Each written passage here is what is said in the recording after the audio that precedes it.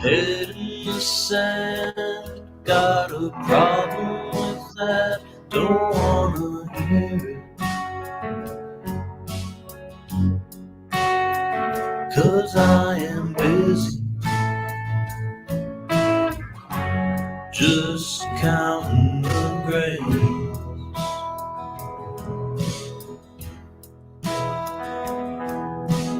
Head in the sand, do you want my attention? You can have it. It's too much havoc, and it's eating my brain. Okay, I could listen to that whole thing. I've actually listened to it a couple times already today, and I love that song. Oh, good. It's from my upcoming new album, and it's on the Witness Underground soundtrack. So I'm glad you like it. It's just, and I've been like kind of like testing it out, and then just as I played it there, I was really enjoying that. Well done, Mr. Ryan Sutter. Thank you. Thank you very much. All right, guys, let's switch it up here. Why don't we go like this? And Okay. so welcome everybody to the live show. We have just met Ryan like about I don't know 30 seconds ago. So we're all still introducing ourselves to each other. So for those tuning in case you don't know, Ryan Sutter is from he's most known as kind of being the central figure in the documentary Witness Underground. Okay, so if you saw our last episode, we did a whole show with Scott, the director of Witness Underground. Listen, if you haven't seen this documentary, you got to see it. It is powerful. It's incredible. It's not your typical JW bashing documentary. I mean, there's a tiny bit of that, but it's about the people. It's about the music. It's just a fantastic documentary. You have to, anybody has to see this, but if you're an XJW or a JW, you got to see this documentary. It is fantastic. And Ryan is the central figure on this documentary. So Ryan Sutter, welcome to EXJW-Live. Thank you for the awesome introduction, and I'm glad to be here. You guys, I watched your interview with Scott. I thought it was pretty awesome, so I dropped into the chats, and I'm glad we were able to get this together. So it's pretty exciting for me. Why don't you tell us about your morning fighting with the dogs? Just the classic Sunday morning, right? That's how it's always you know how it is. You're getting ready for service, and all of a sudden, your dogs start fighting, and instead you're wrestling one of them to the ground. And then you go to the service meeting with like a spot on your suit or something. Yeah, I know. And it's like, oh, I'm bleeding again. Oh, man. There's so many things we forget. Hey, like the service arrangement. Hey, like these things that are like fading into our memory of this past life we had, like service meetings. Wonder what a service meeting is like now. Do they even go and do they? I guess it is the same. Is it the same now? Gee, I don't know. I'd love to. I've thought about going just to like see what it's like now. Like it's so different that I last time I went on service was 20 years ago. So I don't know. But yeah, it would be kind of fascinating. Like, what do you have to do to prepare to stand next to a cart? Yeah, I don't know. Exactly. Fuck if I know. It is the most just checked out witnessing I've ever seen. I saw them yesterday, just standing there, and then another one was there taking pictures of them. So I was in posted up, I guess. Uruguay a few years ago, and there's this sort of famous sculpture in this city called Punta del Este where there's like this hand coming up from the ground in the beach, right? So there's just these giant fingers. And the witnesses had parked a little cart on the other side of the street from the fingers, thinking they were in like a really great spot to get traffic. And anybody coming towards the fingers from that side of the street would cross like half a block over before they had to encounter the cart. It was like there was a force field around the cart. And I sat there waiting for somebody at the fingers, like, because I was meeting up with a friend, and I just watched these witnesses for like 20 minutes, not a single interaction with a single human being. And they were in the highest traffic part of the entire city. So it's got to be rough. I feel for them. I have a lot of, that's sad. And even like debating, we used to have, remember reasoning from the scriptures. Like we would, we would go and debate with people and they would prepare you. Now it's just, they just push people to the website. I don't think, do you actually think that they are they like actively, how do you say, encouraged to not debate with people? Again, great question. Know. I think it's probably, I bet this newer generation doesn't really. You know what I mean? I think it's probably the older people in the hall, or like even our age, that would still do that. But I think this younger generation, like it's totally different. I don't know how. I honestly, when I look around at the young, like the teenagers and early 20s kids now in our town that are witnesses, none of them, I don't ever see any of them at the cart or doing the preaching stuff or even being regular at meetings. All the boys have beards. They all got bikes. They all got, good paying jobs and big trucks, and they go to meetings. And it's just like this weird sort of hang around witness life. Yeah. But it's not like we did that. You would have felt so guilty, and people would have made you feel guilty. Yeah. But I mean, isn't that what the group kind of has to do?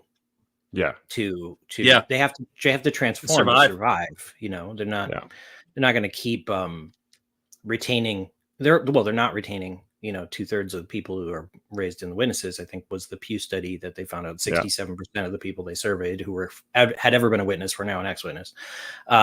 So really, I have never heard that stat before. Oh yeah, there was a Pew study done about, I don't know, 5-6 years ago now.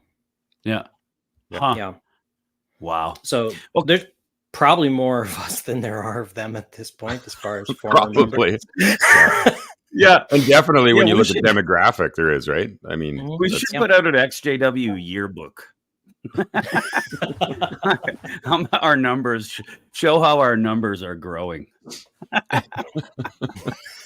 We're in 217 lands. Yeah, exactly.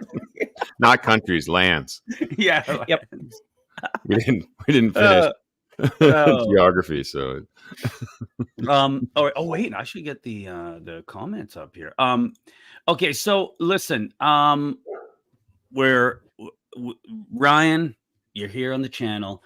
For those watching now and later, why don't you give us a rundown on you?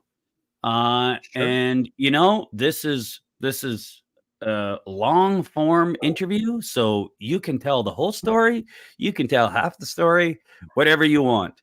Who is Ryan Sutter? Well, relevant to most of the people who are probably watching right now, given the title of your program, I am a former Jehovah's Witness, born and raised. I am also a musician. I was a tech entrepreneur a lot back in the 90s and the early 2000s because I'm a software engineering dork. So I run a recording studio called Nuclear Gopher, and it used to be a sort of independent record label. It's going to be again very soon. We have 4 new releases in the pipe right now that are coming out shortly with the relaunch of the label. Always takes longer than you want. I'm one of 4 kids. My older brother, Rhett, and then my younger brother, Reed, my little sister, Robbie, and then we have I should be more accurate. We have a half sister, Jasmine, from my mom's second marriage. So I'm actually one of 5 kids, not one of 4. It's just I always think of the 4 because we were the ones who all played music together, grew up together as Jehovah's Witnesses. And I did grow up playing music, even being a Jehovah's Witness. It's maybe not as common in the witness world, but my mom was a singer.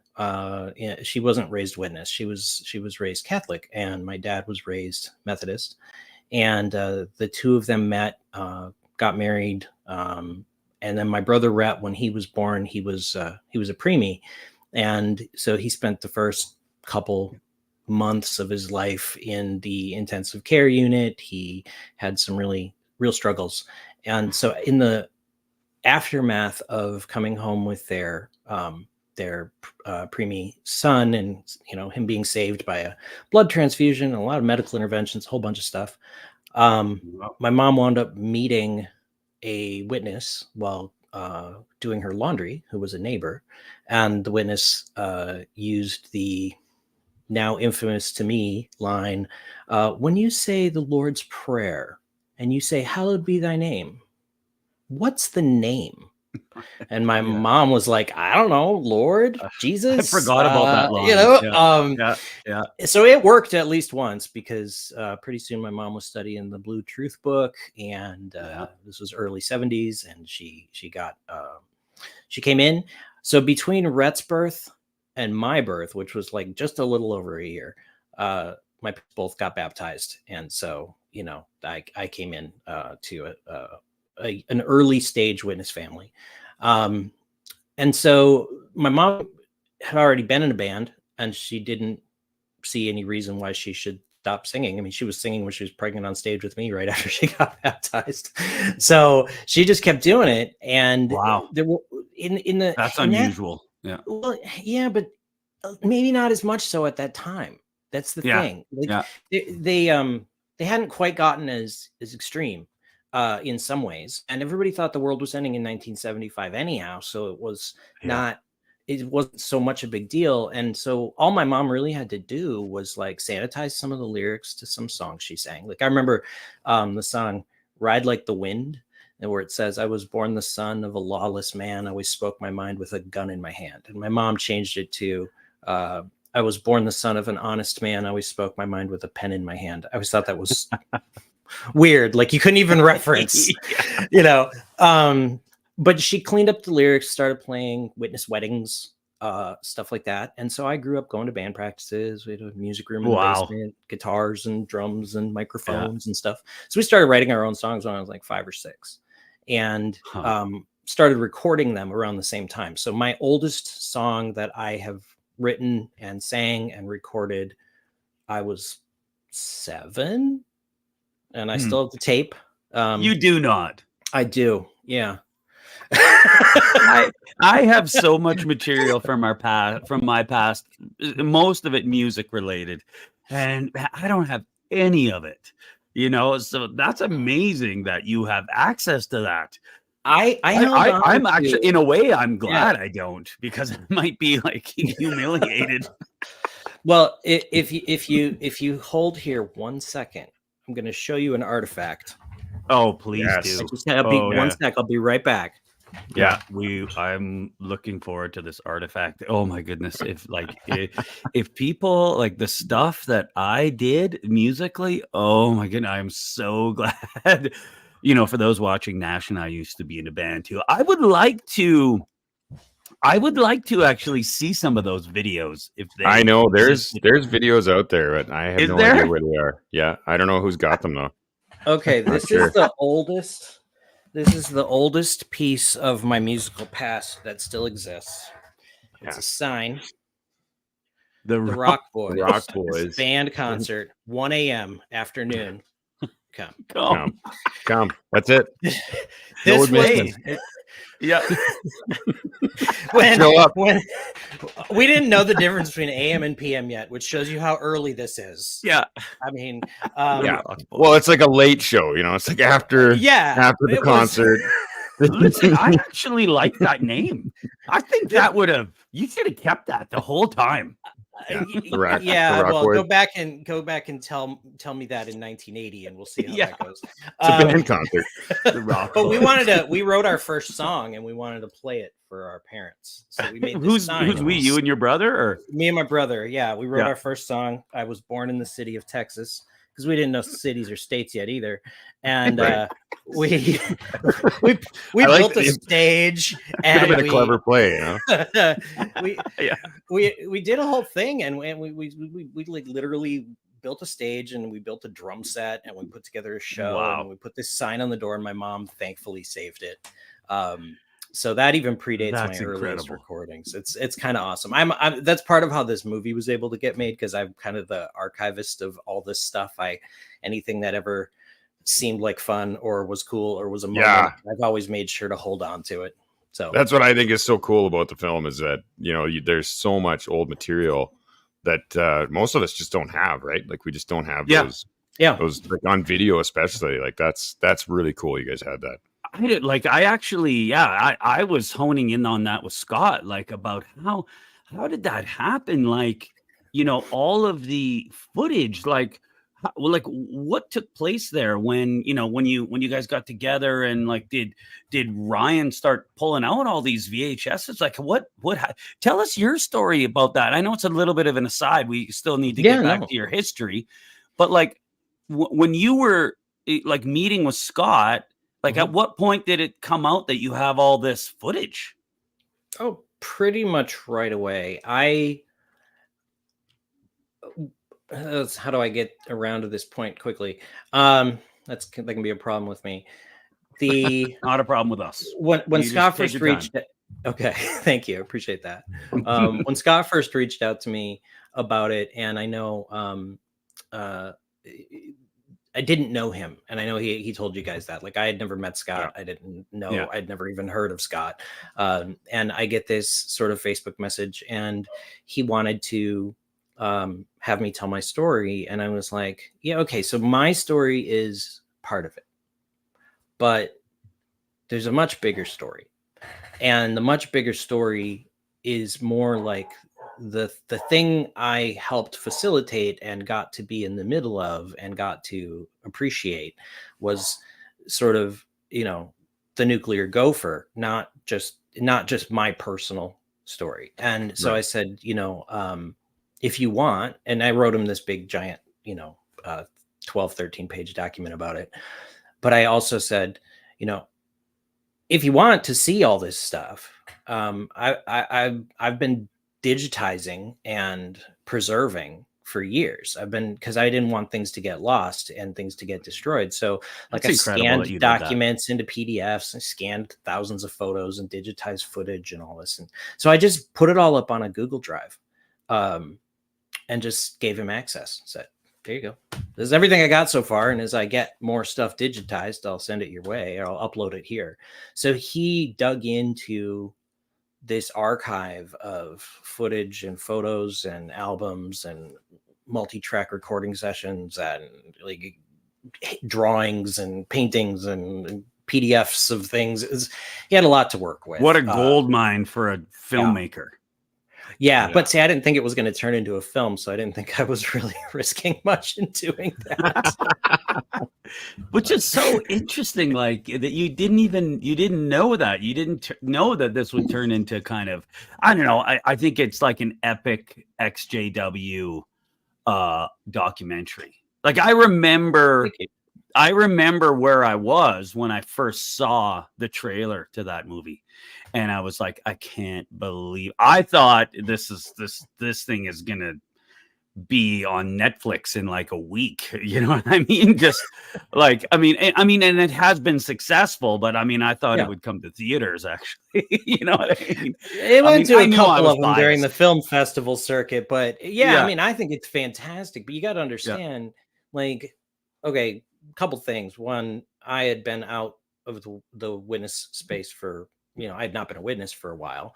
I had kind of moved on with my life. I was pretty active in kind of free thought circles, atheism and agnostic and humanism and stuff. And I talked to different people on some different things. And that was all around 2006, 2007, it was a while back.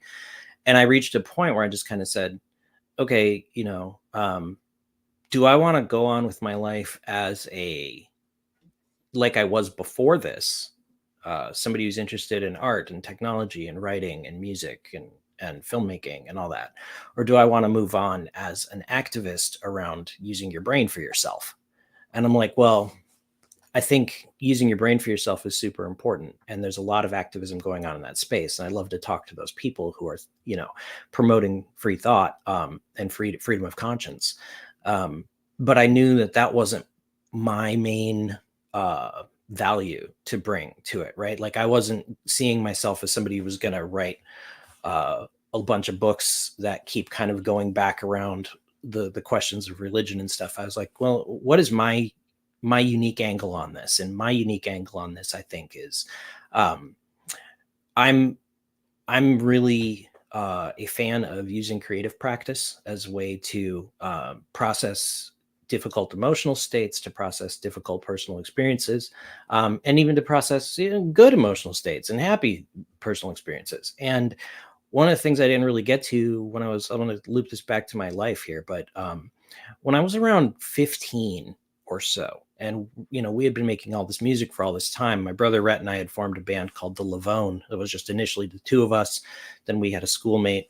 But I was starting to kind of get serious about my music, and I was starting to dress a little more pretentiously and black and big Harry Potter glasses. Everything that was cool for a kooky kid in 1989. And I'd be so in style right now, by the way, when I see people walking around. Like, damn it, my high school wardrobe on. Coming around. It's all coming around. I'm sorry. Again, where is this? This is Midwest US. Right? Yeah. The Twin Cities, Minneapolis, St. Paul. We were in a South St. Paul suburb. That was where this was all happening. For some reason, I can't get it out of my head. Like when I first saw the trailer for the film, I just kept thinking it was like around Seattle or something, and I just can't. It just seemed like this would happen in Seattle, but it's out in the Midwest. In Seattle, which is kind of awesome. Yeah, they have similar music scene vibes, right? Like we got soul. I don't know that. Yeah, no, it's true. The Twin Cities have a pretty vibrant independent music community. I am actually wearing a shirt for a local indie band right now. She's green. Nice. So, green. You're welcome, guys. That's what I put on this morning when I it's in the closet. Send my check. This is a great band, by the way. I saw them at First Avenue a little while ago, and they're fantastic. Nice. So like the music thing, this is something that did not come out in the documentary, so you guys are getting an exclusive here. Awesome. When I was about 15 and I started getting serious about music, I was also really trying to expand my skills as a writer, and I was still a full-on Jehovah's Witness. In fact, I got baptized pretty much the same year. But how old were you when you got baptized? 15, 16? I was just shy of 16. Okay. So it was like a month away from 16. I was 16. Yeah. So I got a book by an author named Natalie Goldberg, and the book was called Writing Down the Bones. Have you guys ever heard of it? No. Okay. So this was a book came out. We don't have books in Canada. It's like when you take a maple leaf and you scratch on it. Yeah. Oh, okay. Okay. We got a lot of that. I get it. So we I just grew up watching Bob and Doug McKenzie Strange Brew, on a that's loop. who we try to emulate them. Yeah. Yes. Well, you guys my heroes. Who's Bob and who's McKenzie? Who's Bob and Doug? Sorry. So the cool thing about this book is it kind of starts with this idea of like the concept is creative practice, and it's like if you want to get good at something, you practice. So if you want to become a good runner, you run. If you want to become a good I don't know, anything, archer, you shoot bows and arrows, right? And if you want to be good at creativity and writing specifically, you sit with it as a practice. Well, this was a really Buddhist inspired approach.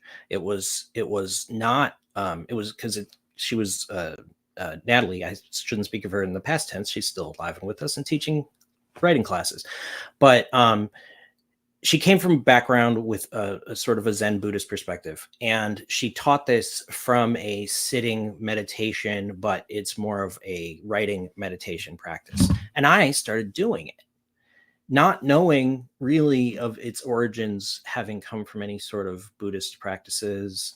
It was secularized enough that I could talk myself into, well, this works. I don't have to accept whatever, background she has with Buddhism. This works. This practice helps me do creative work. And so when I wound up later kind of leaving the Witnesses, and I was still using these practices, I got deeper into using additional Buddhist practices as just a post-exit trauma management and get back in my life. And then that kind of left me at that point, like long circle back, a couple of years after leaving the Witnesses, having to kind of make this decision for myself. Do I want to be involved in continuing to go down that path, or do I want to go down my creative practice route and try to expand my horizons and live my life? And that's what I decided to do. So I kind of stopped blogging about it. I stopped really doing things about it. I focused more on creativity. And then Scott showed up. So about like 10 years go by and I get this message from Scott, and it's, hey, you have a story, and you're kind of infamous as like the king of all the apostates. And I'm like, cool. And am I? So then but when I got involved with the movie, I was a little hesitant because I was like, well, yeah, you know what? A lot of people have a lot of cool ideas. They want to do something creative, and then nothing ever comes of it. So worst case scenario, this winds up as some YouTube short or something, or maybe I just meet this guy and it's an interesting conversation and we connect over some stuff. But it turned into something else, and it's really cool because now I'm trying to synthesize my two sort of separate lives, my post-Witness life, where I've gotten involved in different creative endeavors and done different things, and then my Nuclear Gopher phase. And I'm kind of trying to bring it all together with a new Nuclear Gopher where I can kind of, I don't know, I'm aiming for a balance where I'm not rejecting the part of my life that was a Witness. I'm not rejecting any of my creative past or my previous albums or my work with my brother, or any of it, and not being, disrespectful to it either. But then also, for me, the message I want people to get is that moving past the trauma of the PTSD, the whole thing of being shunned and losing your family, and I never got any of that back, but that it's healthy to take things that were healthy for you before and find ways to continue to do them, so that you can have some normalcy in your life and some continuity in your life. So the movies played an interesting role for me then, because like my whole life is, and part of why I have all this material for all these years, is I've sort of chronicled everything I've ever done by making music about it. If I want to revisit what was I like when I was 25, I got the record for that, Yeah. And I didn't ever want to stop doing that just because of this change. So I didn't. And yeah, there's so many things we could talk about what you just said. But I think that there is a lot of people do go through that kind of phase once they leave the organization, where they have this initial like fanatical research thing, and you kind of, I think that was like your blog phase, right? Yep. Where and then they leave for a while, right? It's too much and they leave. And you're describing kind of what I did as well. I'll let Nash speak for himself, but I went through this fanatical phase and then left. I didn't want really anything to do with the Witnesses. I just kind of moved on with my life. I did this thing. And then years later, now I kind of slowly come back into the XJW kind of community, and kind of contributing to that, but it's way lighter. It's not as heavy. I can jump in the pool and then leave for a while and then come back in. And it, you kind of find a balance. Now, not everybody finds that balance. You know what I mean? And it's not their fault, right? Some people had more difficult times with it than other people, right?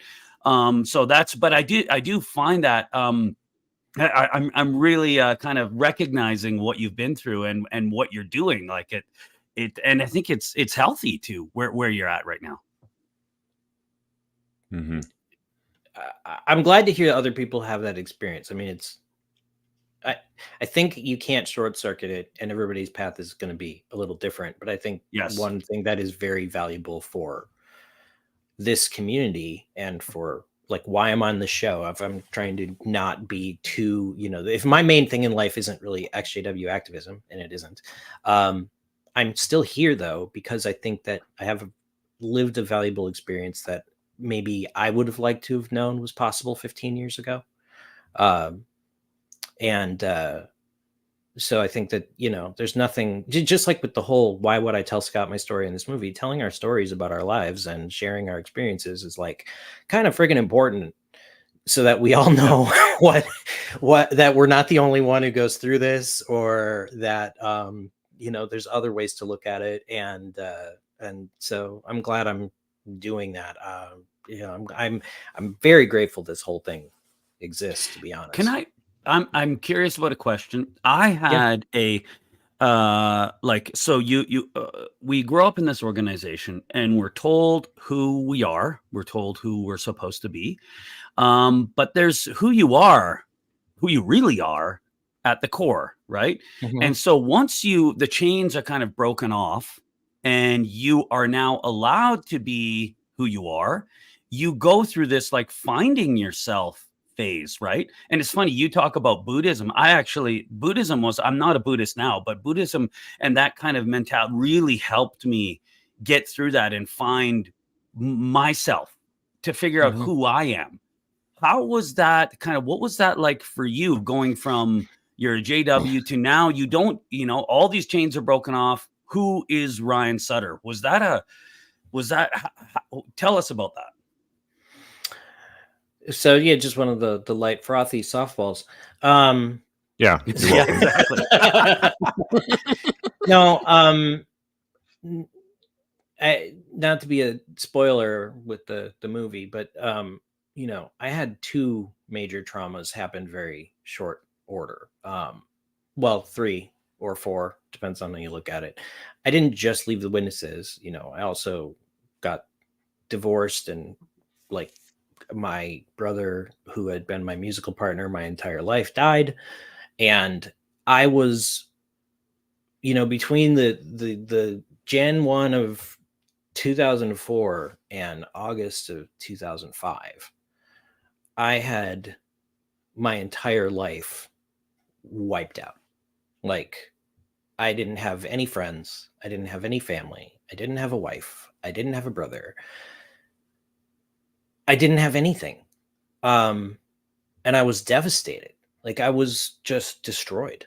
And that did put me in that position where it's kind of like, well, who am I? What am I? What am I doing? There's a song on the album I was working on that year, which is called Songs of Bo Readout. And there's a song on there called Hue and Cry. And the lyrics, I say, I'm unimportant down Southern Beach, and I can read the portents, they're in my teeth, and I'm illustrating why this is a hue and cry. And I was thinking about my life as this illustration. There's a line in there that says, I'm an illustrative story that's missing its moral.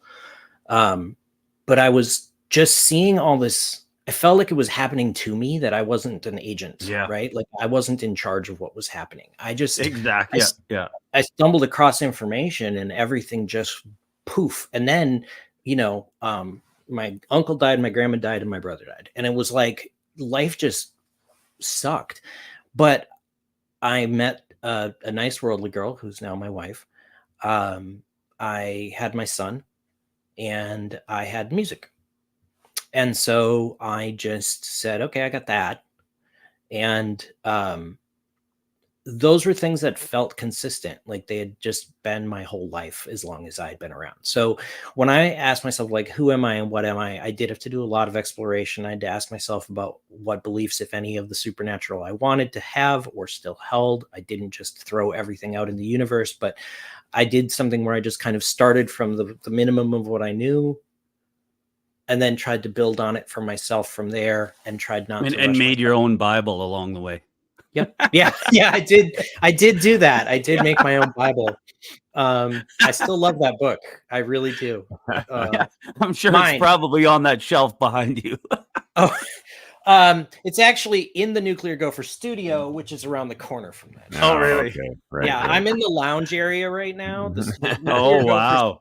Nuclear Gopher relaxing. It's my basement. I got like several areas, but yes, it's a great idea though. It's like because I look back, like same thing when I first came out. I read all kinds of like I read the Four Agreements and I read Eckhart Tolle and all the weird wooey Zen shit that we read. You ever read Jay Krishnamurti or Alan? No, I read that. I got around to them along at the same time as Eckhart Tolle. So I even read Jordan Peterson. And not a big fan anymore, but that was, at the time the book was good. But anyway, but I look back at those books and I have like pages marked and pieces, parts highlighted and stuff. And but it was cool. You put it all together in your own Bible, basically. I think we have the atheist. We read all of those books too. Was it? I know Scott was into those, and we talked about in the interview how he put Sam Harris's book, The End of Faith. Yeah, The End of Faith has a little shot in there. But did you read all those books too?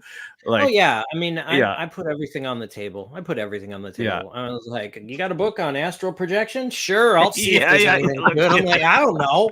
Yeah, I don't know. All I knew is that I didn't know. I was blown away. I remember so I started reading.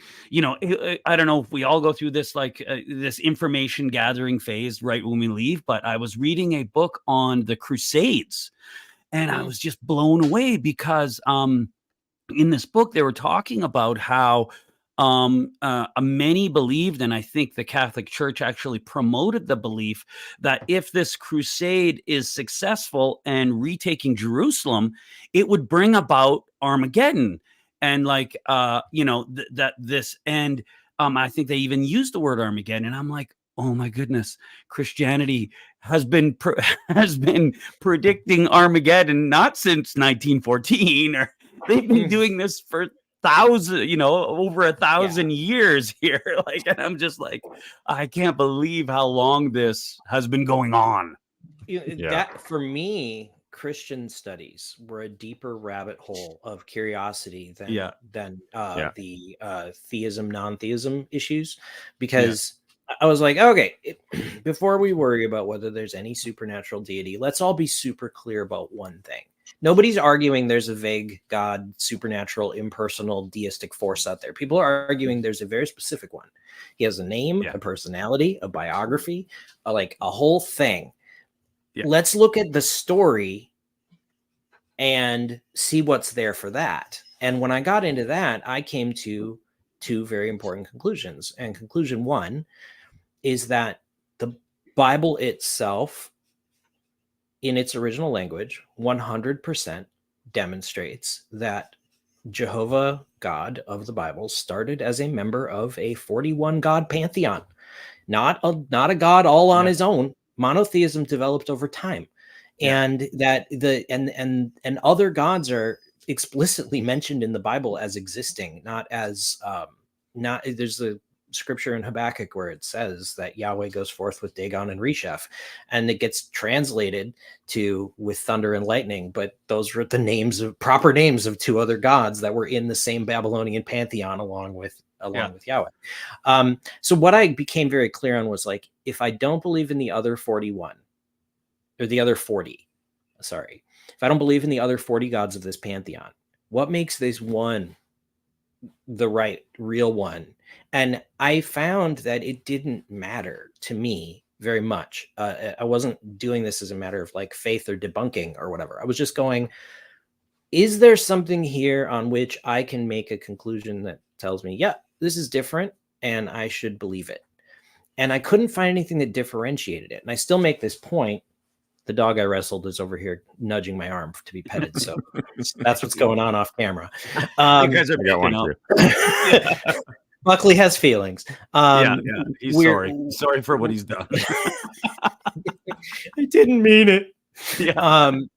What I found was just that, like, until somebody could give me some way that I could like differentiate between God A, God B, and God C, I'm just like holding that as a neutral topic. I'm not going to get busy trying to convince somebody whether God exists or doesn't exist. I'm not going to lose my mind over anybody else's views as long as they're not hurting other people. But I just didn't, I don't know. For me, I was just like, well, there's really nothing here that makes it that this particular deity is different than his brothers and sisters. So if I can't make that, or his wife, Yeah. Thank you. Like if I can't make even that distinction, then we're kind of at a non-starter. Asher, wasn't it? Isn't it Asher? Asherah. Asherah, yeah. Sorry, it's funny. I'm sorry to be doing this to the camera. It's funny you said that. You started with Christian studies, because I have to say that for me, that's really where it finally broke down. I was in a different situation. Long story. I was in jail, and the only thing you could do there was read, and there was Christian Bible study courses you could do. So I just did the Christian Bible study courses because, I knew my Bible, and I had nothing better to do, and that was what really broke it down for me. Was honestly, it was just seeing the absurdity of the Bible from another viewpoint. I'd always seen it from my side and thought that I had it figured out. Then I saw the similarities between the way this other, Christian organization looked at it. And I went through and I read the whole thing a couple times, and I started breaking down what didn't make sense to me. And after all of that, I was just like, I don't believe any of this. This is a fanciful book of magical tales and bullshit. And after that, I was just, I don't know, I was done with religion for me, right? And I know lots of people aren't, and that's fine. I don't, I think that's. Well, what made you, okay, so I know, like, when if you come from a Judeo-Christian culture, the default position tends to be that if you don't accept the biblical narrative and you don't accept the biblical supernatural thing, that people will jump straight to, there's nothing, I don't believe in God. I'm always curious why people don't go, well, maybe some other culture has it. Like, and that's where I think that, but that's what, honestly, the argument is the same one you made. It's like, I didn't believe in all these other gods, and now the one I did believe in, honestly, to me, it just seems the same. Like, if this is this, and I've looked into the others a little bit too. And, but the thing is, I'm not like against, if there's a God, cool. And I hope I live my life in a way that he's good with me, because I don't hurt people, and I try to help people, and I look after my family. And if God wants to torture me for that, well, fuck him. I don't want anything to do with it. But you guys give me 1 second, because Buckley needs to be let out upstairs. You do. Stop bugging me. I don't know if you're hearing him, but he's pathetic. Give me 1 second. No, it's not a big deal. But yeah, do what you got to do. Nash, I think, though, it is like in line with what we're talking about. Ryan's thinking, well, why didn't dog served his time? He's gone now. Yeah, he's like, well, why? You think of beliefs of other cultures. The problem is, as an XJW, like for me, like I don't. It would be very, very, very difficult for me to like jump in like 100% with any other belief system. Like, I don't know if you guys have had this problem with politics. Like, you're from the US, so politics isn't a big deal down there. I know there's nobody pays any attention to politics in this country. Yeah. Yeah. Anyway. Yeah, but with regards to politics, like I can't join a political party. I wouldn't be able to, because it reminds me too much of the cult that I came from, right? Anything that has shades of, oh, this leader is great and wonderful, I'm like, well, I can't be a part of this, right? So even though I think other cultures probably do, like, they obviously do have some things that we could learn from, I think it's difficult for us to kind of go in even halfway, or you know what I mean? I don't know. Yeah. What do you guys think? I think you're 100% right. I'm not really a joiner of anything anymore. Yeah. Yeah. I don't like calling myself an atheist. Like, I'm not an atheist, right? I would, but if I was to lay out all my beliefs, right, somebody would say, "Yeah, you're an atheist," and I'm like, "No, I'm not an atheist," because I don't like being labeled anything. You know what I mean? I totally know it. For me, it's just, I know that people, when we were witnesses, somebody would be like, my beliefs are my own, or I'm spiritual but not religious, or I've got this or I've got that. Yeah. And I don't bother trying to tell anybody what I do or don't believe anymore, because it's just none of their business, and it doesn't really. Yeah. The thing that I really rebel against as an ex-witness is going up to people and trying to start a conversation about their privately held beliefs with them and trying to enforce or get them to switch to yours. I just don't ever want to do that again. Yeah, totally. I just don't want to do that. I want to share what I think I've experienced, and then be like, yeah, there you go. Your mileage may vary, right? I think that's what I want from everybody. And if we're doing the whole treat others as you would like to be treated, that's what I'm going to do. I think that is amazing that we.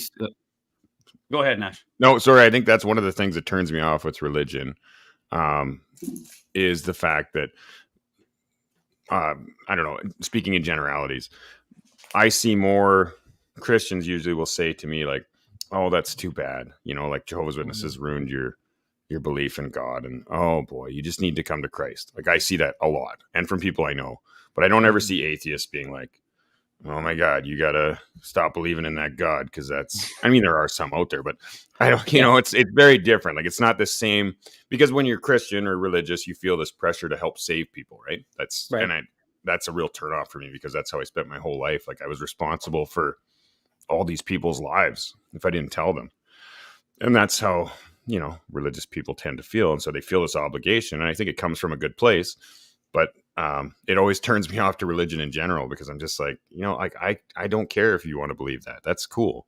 And we can talk about it, but don't try and convert me. I don't want to convert you to atheism. Don't convert me to your church. And that's it. And we can all be happy, right? I don't know why that's so hard. I don't know either. I do want to, I mean, we could probably talk about that all day. But there was a point I wanted to make, on that. Oh, right. Like you made a comment right there where you said, as a witness, we were always trying to feel like we had to save people. And I think that's the same, driving factor that causes people to do XJW type activism work a little bit too, but it's a different definition of saving people, right? It's like saving them from a cult, or saving them from wasting too much of their life in a belief system that doesn't really work. But it's interesting. It's a tough line to walk. Yep. The difference between being like, I want to help you think, not I want to fill in the blanks for you and tell you what you ought to think. And that was you guys mentioned that you thought the documentary, and I have to bring everything back to the documentary, because that's totally why we're here. With us. Why we're here. It is. Yep. The finger on the scale that I had with the documentary, besides providing content, was I told Scott on day one, I'm like, if you're going to do this, it can't be a hatchet job against the Jehovah's Witnesses. Yeah. It that really comes through. Yeah. Yeah. It really does. I was like, there's a lot of debunking stuff that's already out there. Yeah. That's not the story to tell. There are people who don't look at witnesses. They have brothers or sisters who joined the witnesses after they all grew up, or they have aunts or uncles or friends, or they have a coworker, people who have no XJW connection at all. And they don't see the human side of this. They don't see they don't see that there's a story there. They just know it's some kooky religion where people show up at their door on Saturdays sometimes. And I was like, I don't want to be associated with making a movie that's whole goal is to attack and trash and be negative. I was like, I want to talk about the positive, what I think is the very positive side of this story, which is we did something really, really great. It positively impacted a lot of people. Many of them are still witnesses. Some of us left and went through some serious trauma. But at the end of the day, the goal of the movie was to be, for me at least, was to celebrate something, to illustrate something that is not necessarily good or easy to illustrate, and to try to get a different perspective out there than what you would see with a lot of the, debunkings or I hate the word apostate, but the people working in a space who would self-identify that way. And so I was just like, it was like, Scott, I want this to be very respectful. And so there was somebody who was the editor on the film, Sean, and she was not an ex-witness. She didn't have any background with this. And she came in and did a wonderful job of helping craft a narrative that would be more interesting and be more connecting than with what was there than with if the tone had been entirely aimed at the XJW community. And so I hope the XJW community really likes it, and I hope they watch the movie. Obviously, I don't get any money for saying that, just so we're clear.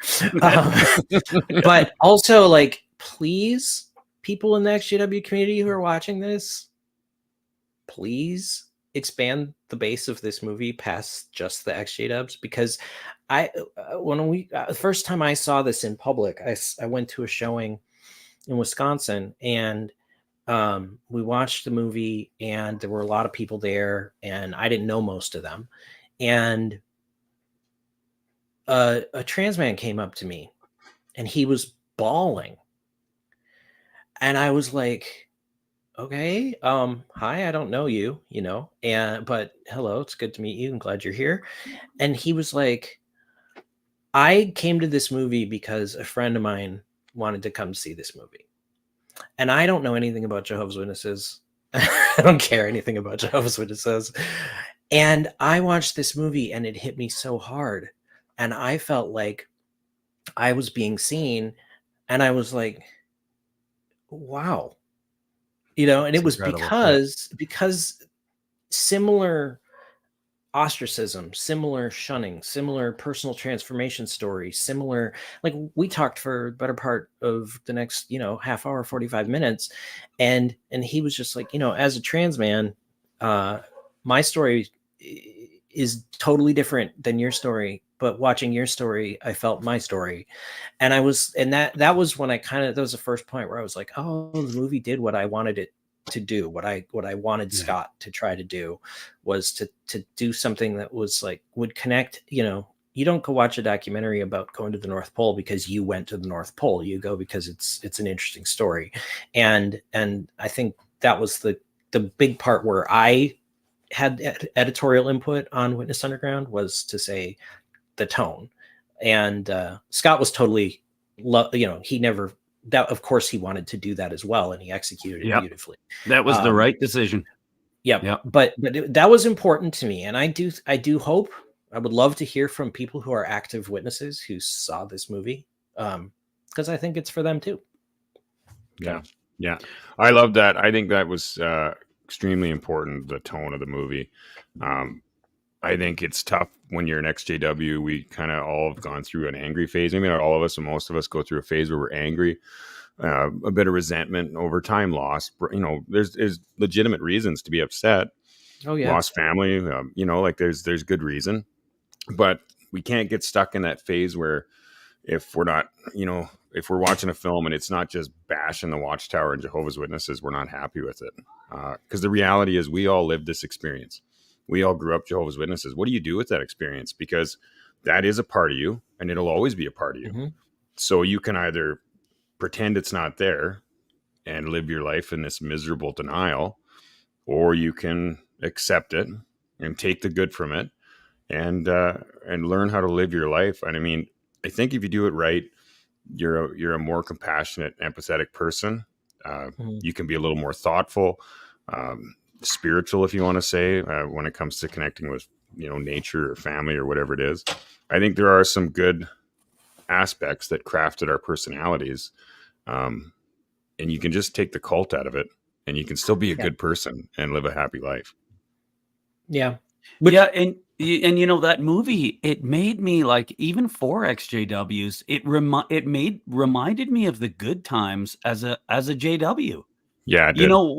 Like, and we kind of forget about that sometimes, and what I loved about the film, and it was like, because Nash and I were in a band too. We've been in multiple bands. I don't know if you knew that, Ryan, but like, No. we were all like good JWs, and I love that about your movie. Like, everything, this is not a band filled with hidden apostates. They were like ministerial servants and pioneers and people reaching out, but they still just loved to play music, and it was fun, and you guys were having a great time.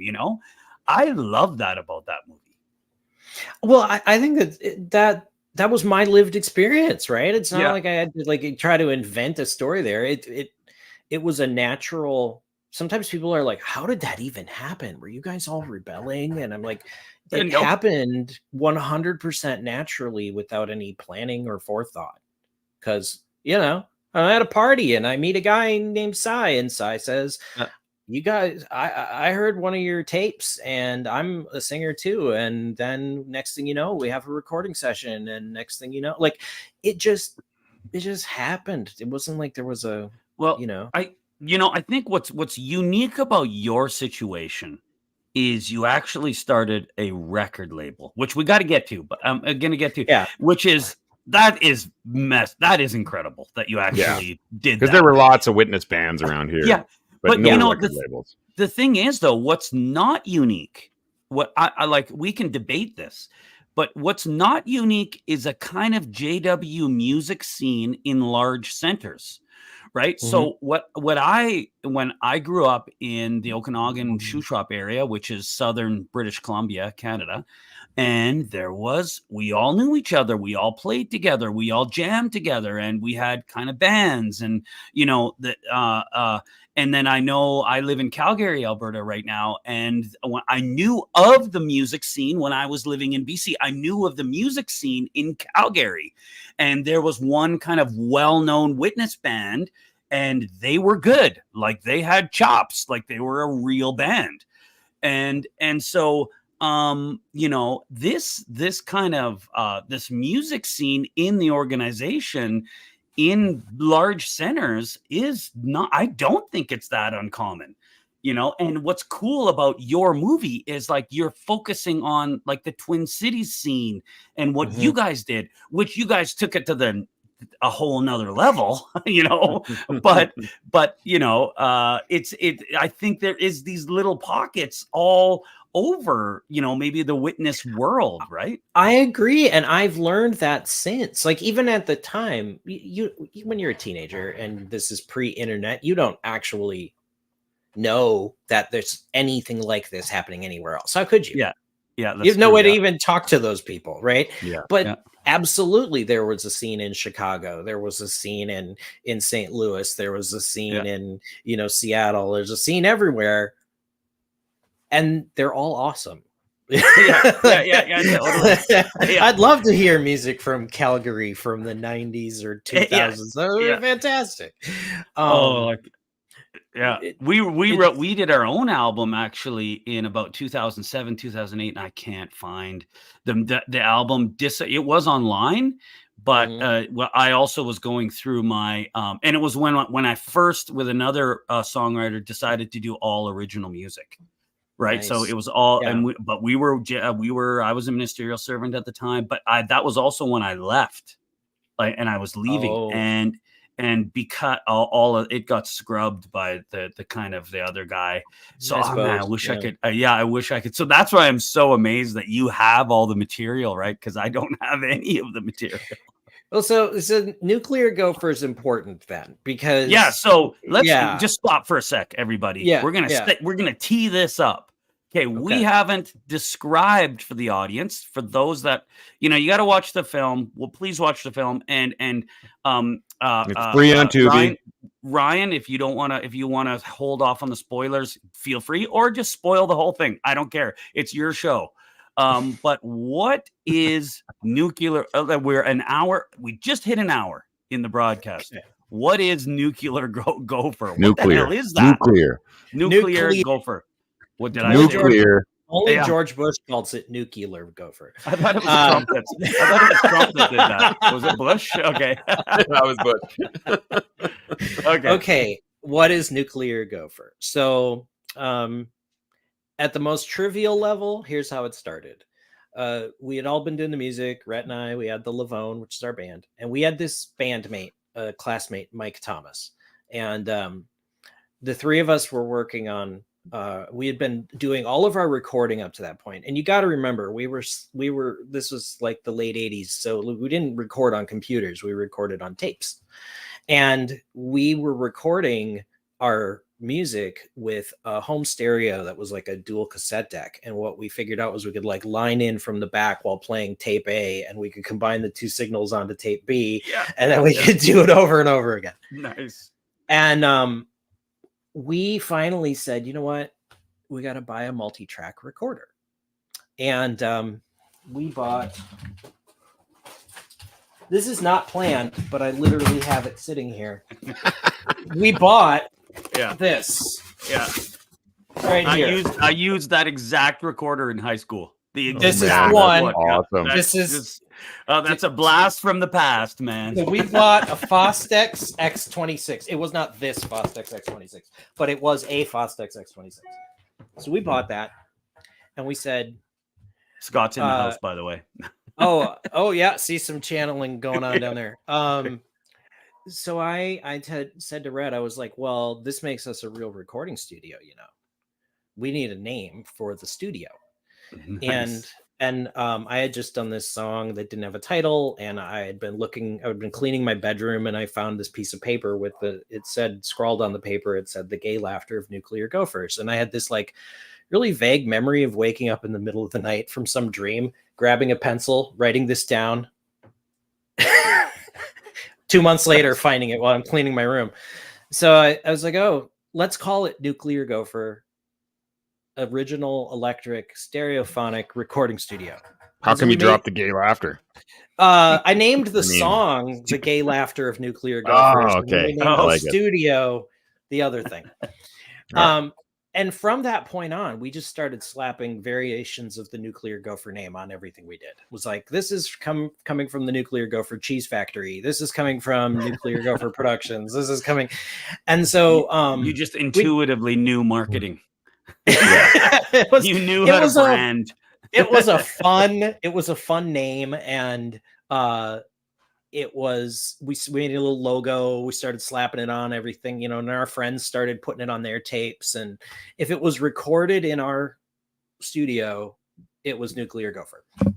And then fast forward about 94, 95 time frame, and I had gotten a job as a software engineer, and the internet had just kind of showed up, and I thought, I should make a website for Nuclear Gopher, because why not? It's, I want to learn how to make websites.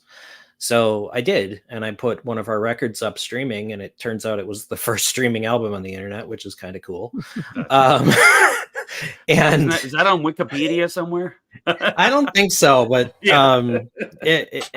I've tried to validate, like, if there's anything earlier, and I've never been able to find anything earlier than that. So, but this was a much smaller internet, and nobody was listening to streaming music over dial-up phones. But it was fun. So that was when Nuclear Gopher became something else. Instead of just the label for our thing that we slapped on everything, we went online, and people started to find us. And I pretty quickly got nucleargopher.com and started putting out pretty much anybody's albums that was in our network of friends and folks and people recording at our space. And then my little brother Reed and my little sister Robbie, they started in with their bands, and those two people are insanely talented. And not that me and Rhett weren't, but Rhett and I did a lot of really weird music. We were more like arty experimental stuff, and Reed was a pop music genius, and Robbie was doing some really beautiful kind of harmony stuff with her friend Cindy. And so these two bands popped up kind of right after nucleargopher.com went online, which was SP3, which was Reed's power trio pop band with a couple of other brothers from our hall, Jake and Darren. And then Robbie and Cindy started recording as Chloe. And it was Chloe plays a pretty, for people watch, Chloe plays a pretty central role in the film as well. Yes. Yeah. And so that was your sister in that band? Yeah, my sister's on the bass Cindy's the main singer and guitarist. And my brother Reed's back on the drums. So okay. I didn't realize that. Yep. Yeah. So Chloe was, suddenly Chloe and SP3 started playing shows in, 96, 97 ish. And things blew up so fast. Like overnight, it was nuts. It was like, suddenly people from other scenes, like you're talking about, like from the Illinois and Wisconsin and Iowa and all the way down to ultimately St. Louis, bands, they all started kind of connecting and kind of getting involved in the Nuclear Gopher thing. Bands. All JW bands. And then that is so a music scene isn't complete without music festivals. So that's incredible. I couldn't believe it when I saw that in the film. I was like, I can't believe they're having a festival. For like 5 years there, if you were a witness and you were cool, you were at October Ridge. Like that was the thing. You went, people came, they came in from other states to all descend on this farm. My goodness. And it was really fantastic. And it was so exhilarating. Because you guys didn't get a bunch of heat from the elders over that? Hell no. That's a little bit?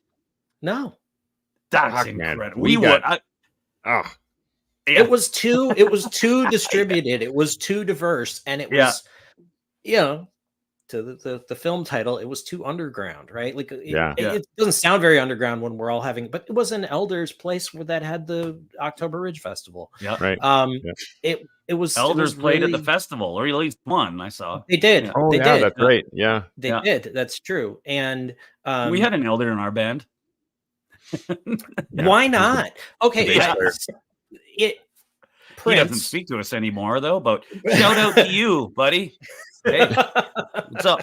Hope you're still slapping that bass. Damn right. Speaking of elders playing bass, Larry Graham Central Station. That's right. Sly and the Family Stone. Exactly.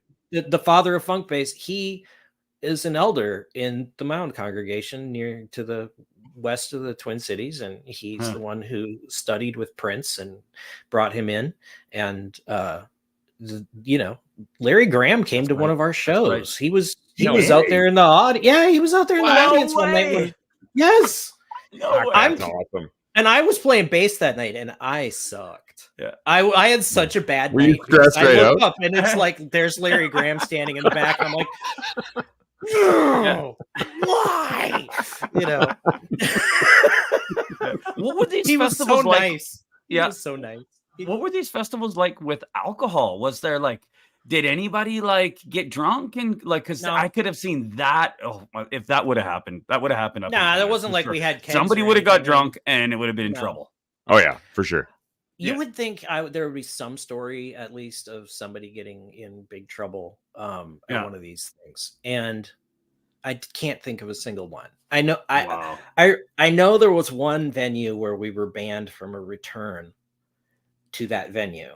And the reason we were banned from returning to the venue was because so many people came that they sold out of 3 weeks worth of supplies. They couldn't And handle it. Yeah. They like literally, it was this little coffee shop, and they were just like, we can't have 800 people show up here. Yeah. Just not built for it. It was really funny. Just like, oh, sorry, we didn't know that was what was going to happen. Yeah. But I think the festivals, the festivals at this farm or wherever it was. How long was the festival? How long did it last? Was it just a day or 1 day festival? Oh, I think it varied from year to year. Yeah. It was usually at least a full day. I think sometimes it went 2 days.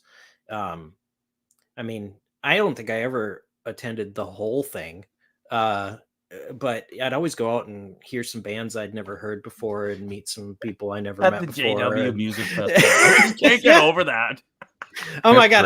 I wish October Ridge was still happening. That was damn right. That was so right. That was there are many of us who have very warm memories of that. I bet. Yeah. Much it was than awesome. Ruby Ridge. Very different than Ruby. Not to be confused. Yeah. So listen, okay. So we are talking about Nuclear Gopher and the past. Bring us into the present as well. Mm-hmm. You know, like keep the story going, and then I hear the whisper of a relaunch. What's going on? Yeah, I never stopped. You weren't in charge of it anymore, or what's going on? What's happening there? I am now. I reclaimed it. Right. So when I left the Witnesses, one of my biggest concerns was that I didn't want Nuclear Gopher to stop, because it was so far beyond me and Rhett playing music in the basement, right? If it was just, if it was just our little band came to an end, that would be one thing. But we had a website and we had a whole community. There were forums and conversations and people who had at nucleargopher.com email addresses for years, like it was fun. Wow.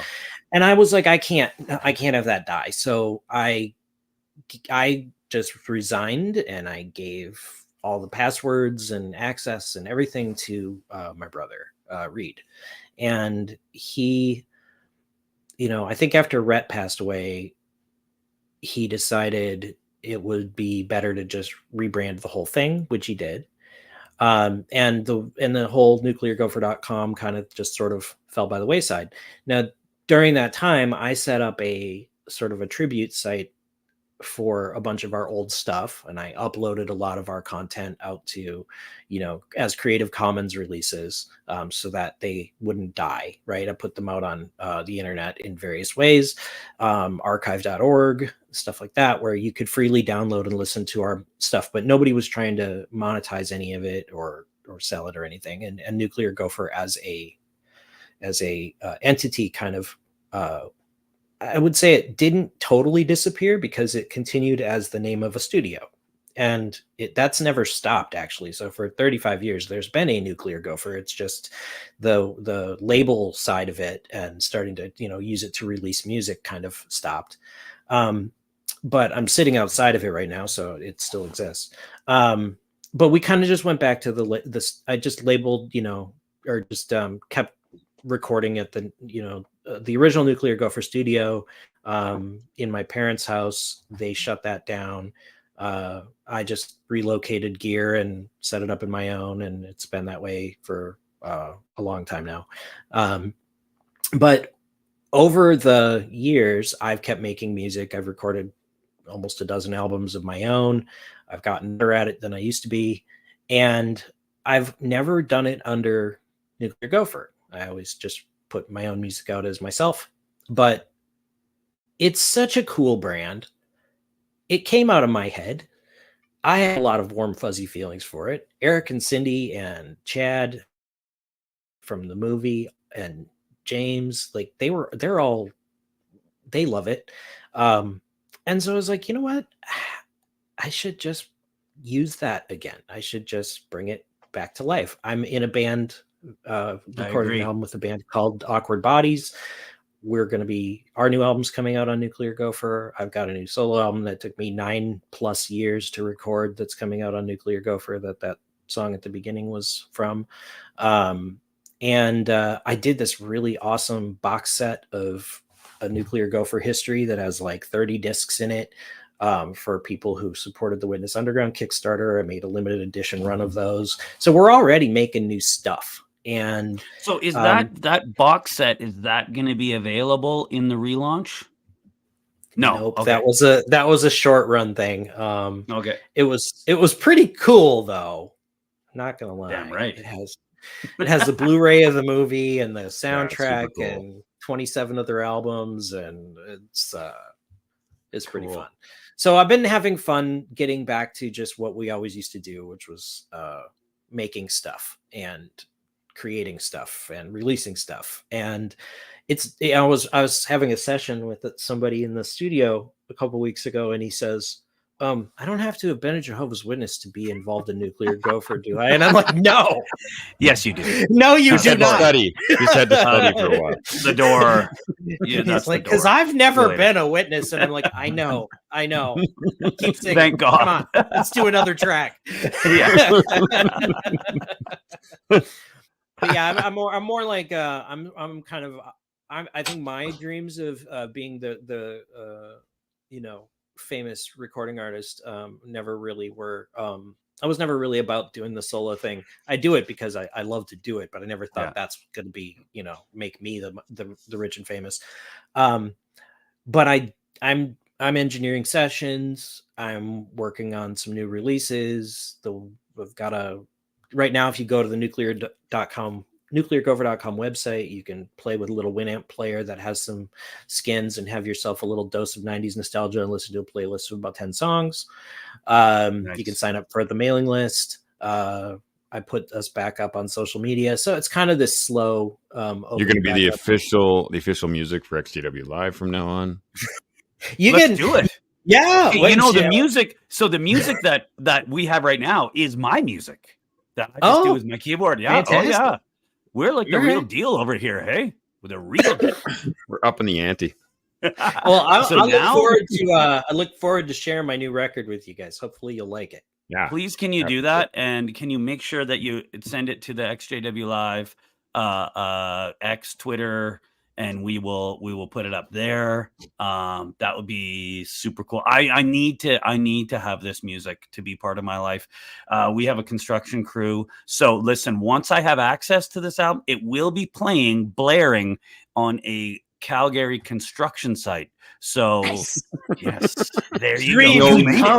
You made it. James used to play songs of Bo Readout in his optometry lab at work, and he would come back and tell me, "Yeah, the guys really love that song, James and Donna dancing." And I'm like, "Yes, I was aiming for the demographic of Minnesota optometrists." Yeah.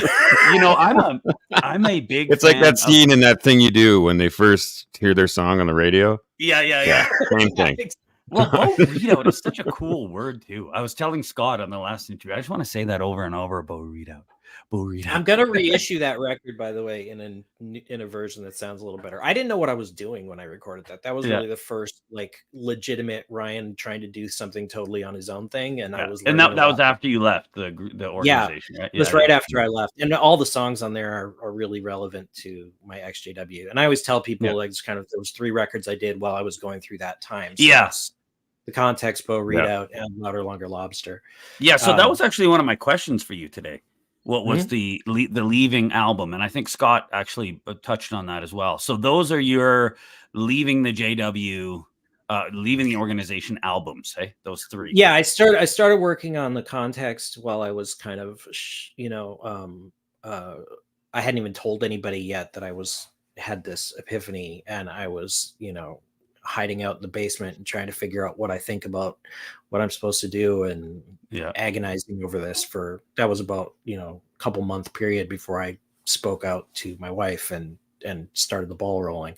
And then the Bo Readout was my first attempt to try to really wrestle with this, and there's again a line in one of the songs where I say, I wish that I could play the piano. I wish that I could play the drums, because I sucked at piano and drums and I needed them. My brother was good at them. Actually, that was one of my questions for you. What was your main instrument? What was your main instrument? Like, guitar. I know you.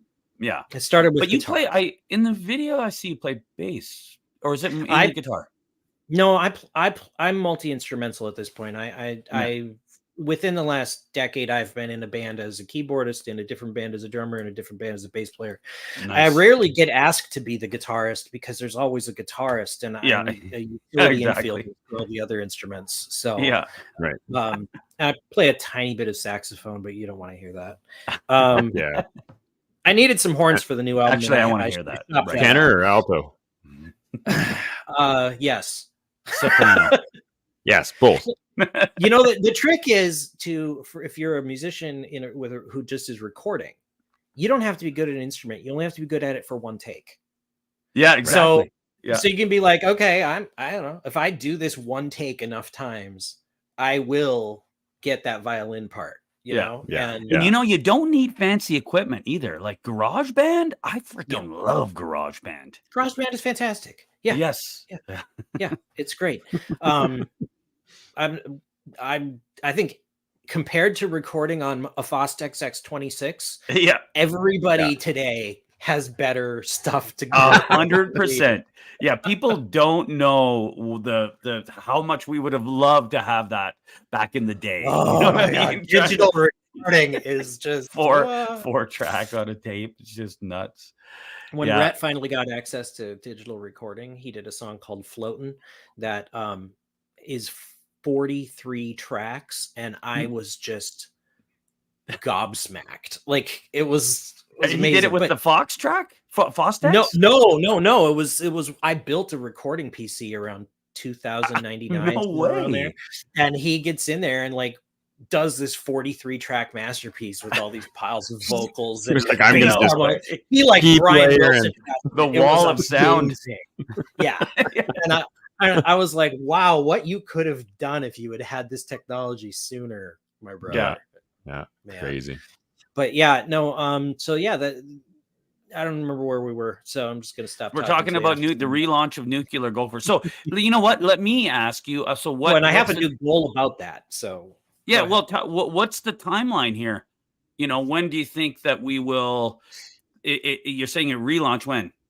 Okay, so put an exact date. Let me put it this way: the first step was just getting anything at the website, which there is now, and said it's just some songs. It's just a soft little thing, but I'm trying to get to at least a certain number of people signing on for the big announcement, so that there will be somebody to tell when it happens. I can tell you this: my new album's in final mixing and mastering. The new Awkward Bodies album is done. A reissue of and the new Eric and Cindy project, which is not High TV. Sakura and Kira, they are according to Eric, he's just at the sort of fucking around with it stage of finishing the record. Like they've recorded everything. So there's a really fantastic new Cindy. Cindy, if you like Cindy in the movie, and if you see the movie, you will like Cindy, because Cindy is insanely talented, and I've known her since she was like 16. She's ridiculously good. Her and Eric have this really cool new project, and so time frame is as soon as the people currently working on the website tell me it's ready, and as soon as, because it's a new site, and then I'm gonna have a release calendar for at least those albums with the site launch. So I'm really hopeful it's this month. I'm expecting it to be this month. That there will be the big reveal, new site, and I think we're going to be doing a vinyl pre-order campaign for a couple of the albums too. Oh, that's cool. So people will have a chance. And of course, there's a lot of stuff we already have out there. If you just want to hear some of this stuff, ngpvault.bandcamp, Spotify has a ton of it. There's our music's all over the place. We haven't exactly been hiding. Can we figure out a way that we can promote some of this music a little bit better? Can you send some links to EXJW-Live, and then we can promote it like on Twitter, wherever. And send us some links so that people can see some of this stuff and listen to some of this stuff, because I'm not good at scouring the internet and looking for. I like to be baby fed. So can you do all the work? Can you do all the work? I can do all the work. And then you know what? Just hit repost. Since it's you, Greg, and since we go way back. Yeah, exactly. I will absolutely drag the resources together. Way back to Seattle, near Minneapolis. The Seattle. Twin I'll tell cities you what, of the city of Texas. Yeah. If you guys do want, I will personally send you both copies of the 2-volume Witness Underground film soundtrack on CD. Fuck yeah. What? Really? Of course we want. Do you want them? Are you kidding me? I will pay. All you got to do is give me a couple of mailing addresses. I'll get them out to you. My God. I'm going to take you up on this. All right. This better not be an empty promise, because you will get an address. It is not. You give me an address and I will immediately drop ship Greg's address. Greg's address is Wallkill. Yeah, exactly. No, David Lett already ordered his copy, so all the big GB boys, they all got it. Oh, I would absolutely love that. That would be that would be awesome. Would make my day. It is the soundtrack album was part of the inspiration for doing this, for bringing Nuclear Gopher back, to be honest. I mean, I wouldn't be relaunching this. I'd just keep making my own thing, but I wouldn't be relaunching this if it wasn't for Witness Underground. And since I know Scott is actively watching right now, thanks, dude. But yeah, the soundtrack for this thing contains all the music that is in the movie, except for one teeny little clip of something that was like a live jam thing. Literally, it's a two CD set of like the thing. So if you listened to the music while watching the movie and you went, oh man, that song was great, and then it got cut off and they went to another scene, it's all there. Well, you heard me, I don't know if you listened to the interview, that exact conversation happened with Scott, where I was like, listen, there was that one song in that one scene, and where's that song? The soundtrack is pretty, I love it. It's pretty great. So it's gonna happen. You have to send the governing body a vinyl so they can play on the sound car in the museum. I like that. Advertise. The king and his Nice. Yes, we talked about Day Trip. It's my favorite too, also. Oh, that was right up my alley right there. Cool sound. Such a good band. Such a good band. Yeah. I was the one behind the camera during that show where they have the projections on them that's in the movie, I was and I just remember being in awe. I think that might have been maybe the first time I actually saw them playing live, and I had showed up to film it, and I was standing back there, and there was like hundreds of people and these guys doing this thing, and this whole thing and this wall of sound, and it was just so good, and I was just like, wow. There's no words. There just isn't. That was such a moment. I was burned, seared into my brain. Yeah. What happened to those guys? Well, Chad is in the movie. Eric is in the movie. So that's two of them. We know what happened to those two. Yeah. My brother is still a witness. He is, eh? Yeah. And he's he's happy. He's got a couple kids, and he's still making music. His kids are making music. Cool. He's putting on, from what I understand, I don't have much in the way of interactions, but some people I know have shared with me some pictures of my niece on stage playing some music. That's good. Pretty cool. And beyond that, I can't really tell you, because I don't know if you guys know, but I'm not a witness and haven't been for 20 years. Yeah. I don't know anything about my brothers either. So. I have a big family. I have 3 other brothers right now, and I haven't had contact. And you know what? It's my brothers my one brother is the reason I got into music, actually. Mm. You know, and he's a super JW, and I haven't spoken to him in, well, if you take out funerals, it's over a decade. You know what? I actually, I can actually point your viewers to something. Let's do it. That involves my brother Reed, which is relatively newish music. Really? He did some guest vocals on an album that is on Spotify. That was actually the work of somebody else from back in the Nuclear Gopher era, a guy named Tim, and he's recording under, what is he recording under? Electric Dreams or something. It's this kind of I don't know, it's this kind of Stranger Things EDM retro throwback cool music thing, and Reed showed up on a couple of tracks as a guest vocalist, and I ran across really day, and I was like, that is pretty cool. Man, your brother must be able to sing. He's still, yeah, he can. He's got a great voice. The Electric Shadows. I'm sorry, that's what it's called, and this is an album that came out about 5 years ago. It's on Spotify. It's called The Electric Shadows. So call out to them. But Reed, it's funny. Me, Rhett, and Reed all kind of have the same voice. We all have this kind of, like Elliott Smith, Beatles pitched type voice.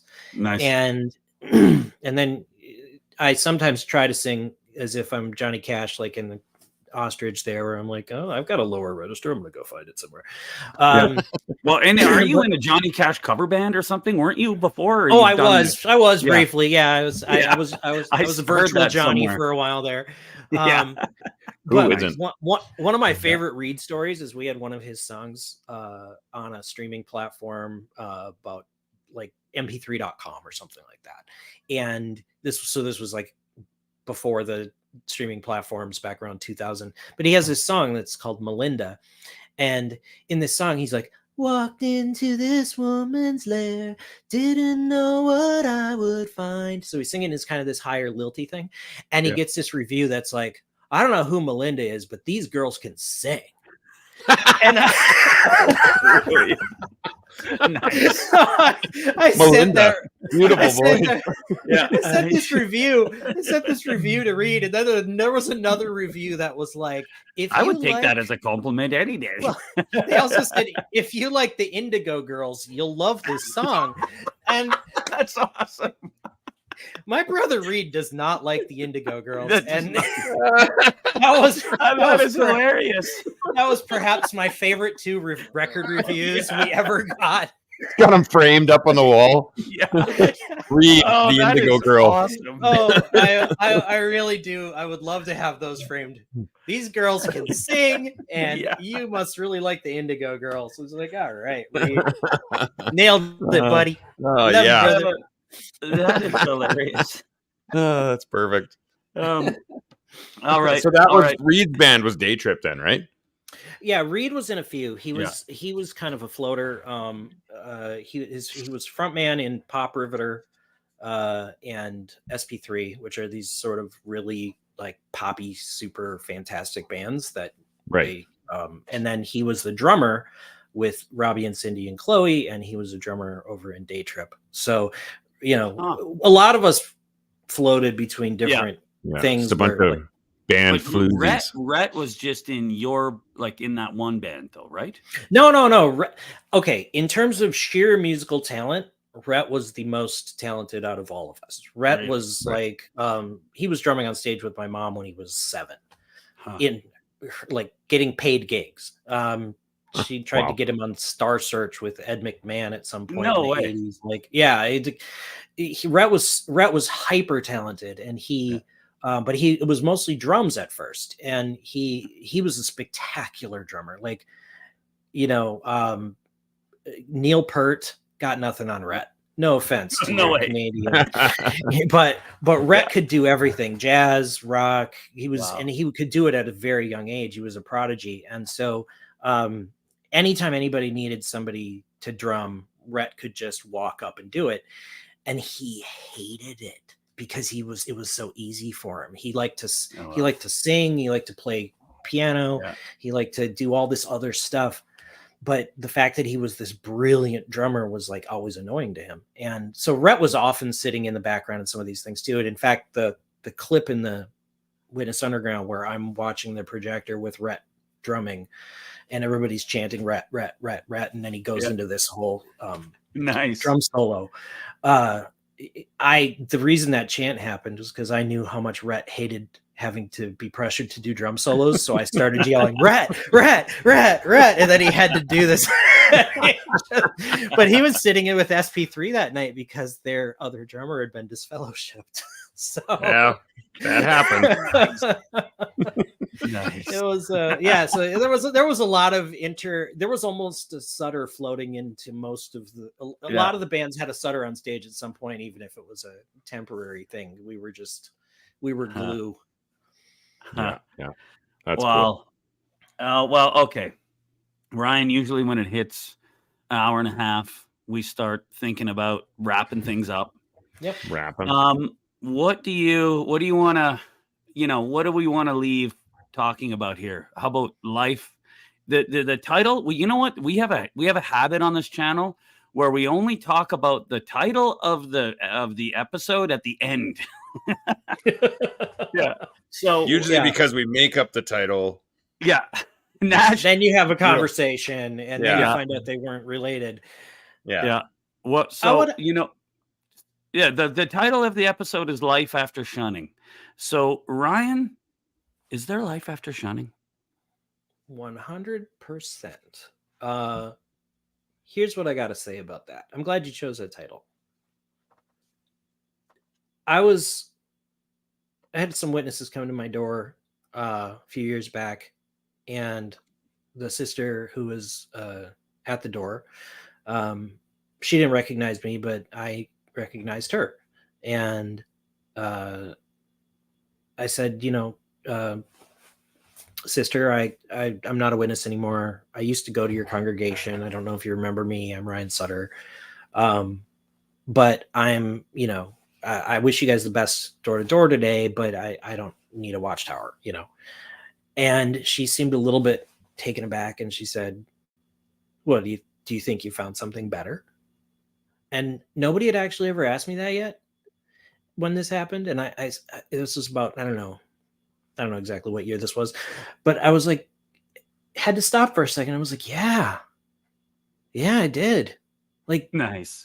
Everything's better, I got remarried. We've been together for about 20 years. My son got to grow up and be a fully functioning, free-thinking, non-Jehovah's Witness adult who we have a good relationship. I wish I still had relationships with my other family members that I've lost, but I have gained so much, and I can't imagine having spent the last 20 years waiting for the end.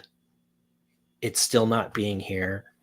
Yeah. Everything going the way it's going in the witness world. Like the witnesses spend their life waiting. Hey? Yeah. And they don't live. They don't live it. They live it in ways. I lived it. I was just thinking about that on the way to work the other day, how witnesses spend their life waiting.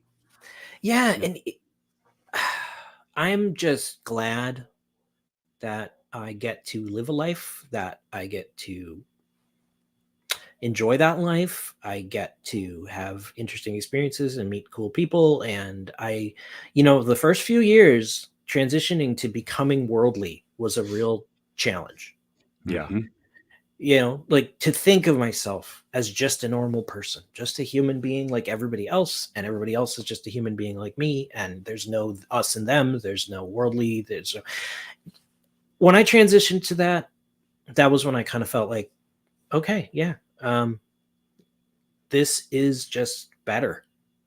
And so I would qualitatively, unhesitatingly say that if you can move on from that initial anger, that initial, I got hurt, I want revenge, I want justice. I want to be defended.